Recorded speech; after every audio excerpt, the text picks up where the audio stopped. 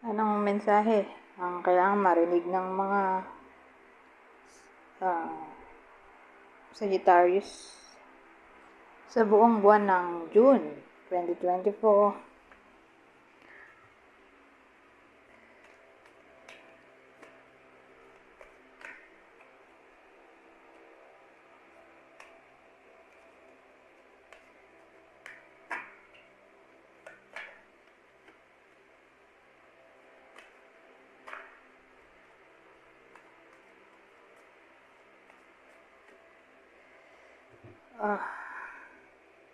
Lalaki to.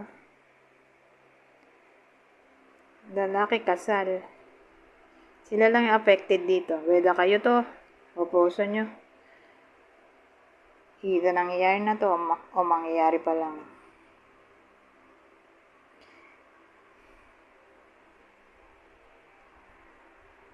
Ito kasi baliktad eh. Cheating na yan.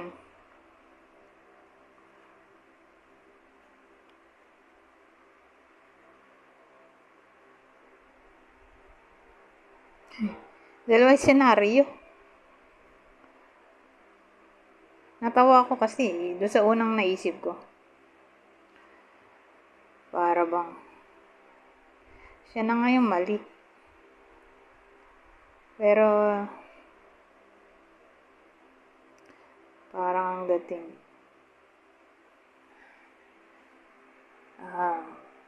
siya pa yung may gana na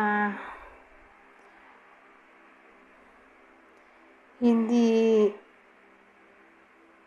maisip yung nararamdaman ng niloloko niya. Na para bang selfish siya dito. At parang gusto niya i-continue pa yung kalokohan niya. Diba? Kaloka. So again, lalaki lang yung tatama ng reading na to. Lalaking kasal. Hindi na siya masaya sa relasyon, sa marriage niya. Kaya ayan, naging disloyal.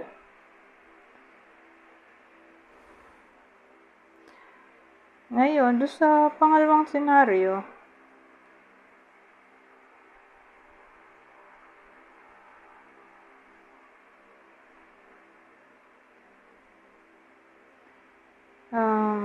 sabihin natin nga may third party.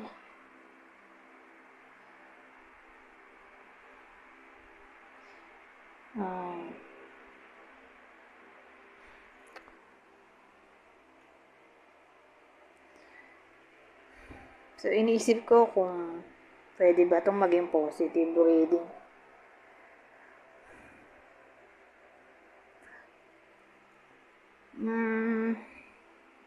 Doon sa pangalawang senaryo, sabihin natin may cheating nga na nangyayari. Pwedeng maghiwalay sila. Pero hindi necessarily dahil naghiwalay o maghiwalay, babalik siya sa iyo. O sa iba sa inyo.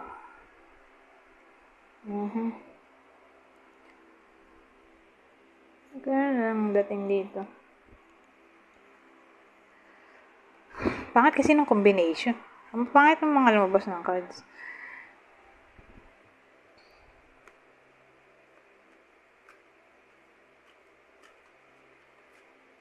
Tingnan natin yung susunod.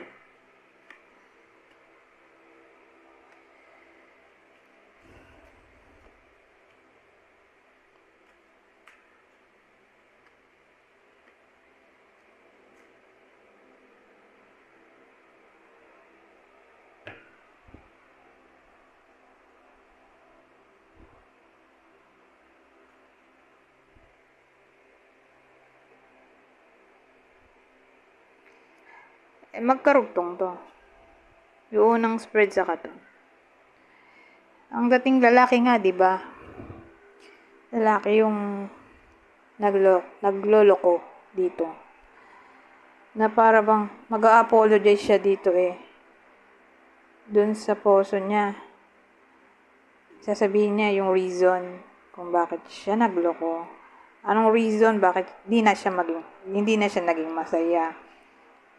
Kumbaga, mag-a-apologize siya Dahil ipinagpalit niya yung puso niya sa iba. Na iniwan siya para sa iba. Na nanlamig siya. Ganyan.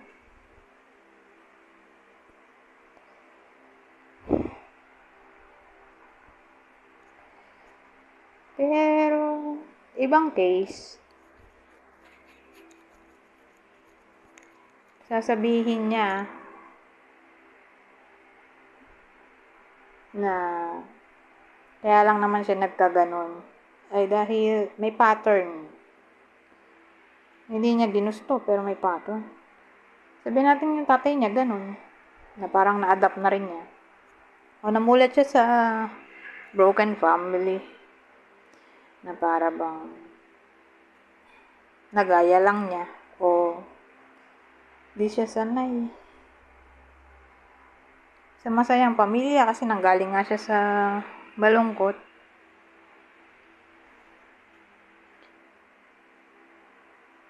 So, ganyan. Para bang somehow ipipilit niya na hindi niya ginusto yung nangyari. Yung para bang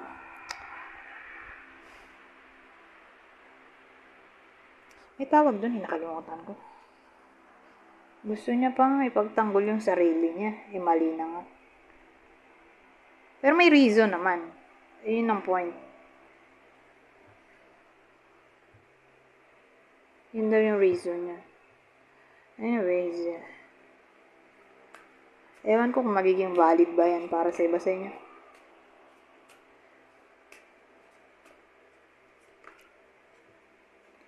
Ay, bago to. Sino yung possible partner dito? Kasi nagdugtong lang di ba?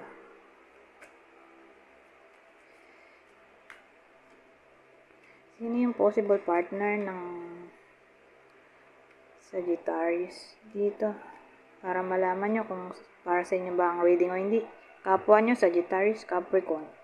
Alin man dyan sa dalawa. Okay, yung partner ng iba sa inyo. O person. Capricorn, Sagittarius. Ano naman to? Love language, acts of service. Actions speak louder than words. So, may iba sa inyo. Kung baga,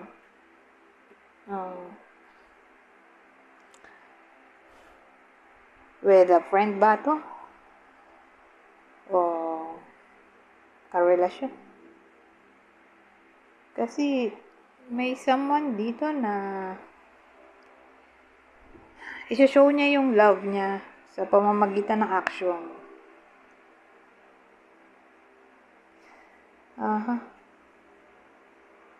O pwede rin naman ito yung hinihintay nyo sa person ninyo na ipakita sa iba sa inyo na mahal kayo through action.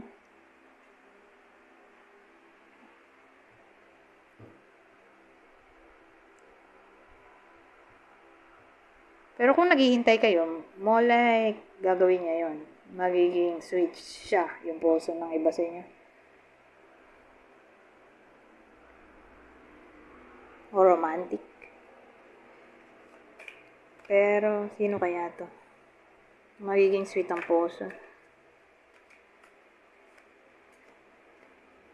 Gemini. Virgo. Ito last na. Kanina, love language. Ito naman. Love language din, pero quality time. Ito, acts of service. Para bang gusto niya laging tumutulong. So, expect natin na may friend yung iba sa inyo o partner na nagiging matulungin. Yun na yung pag-express ng love. Eto, quality time. Be the witness to each other's lives. Di banding na yan. O na-encourage ang quality time sa June. Eh, kasi parang ganito na rin yan eh. Di ba? Quality time, magkasama kayo. So, sa madaling salita, bonding na yan overall. Expect natin na sa June, yung iba sa inyo ay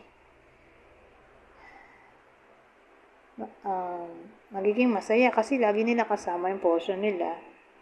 Sweet. Nagiging helpful. Thoughtful.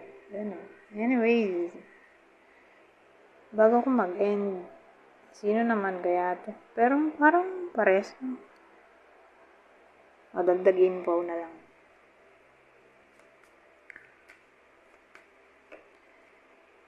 Virgo ulit Sagittarius, Pisces. Anyways, hanggang dito na lang. Goodbye. For now.